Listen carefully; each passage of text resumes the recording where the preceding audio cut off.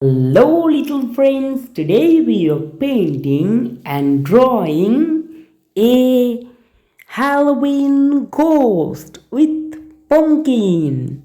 So let's start to draw. At first, we are drawing the ghost, cute little ghost holding a pumpkin ghost like that. Always remember drawing and painting slowly, otherwise, your drawing will be wrong. Step by step, follow how I am drawing. If you follow those steps, then you are also able to draw.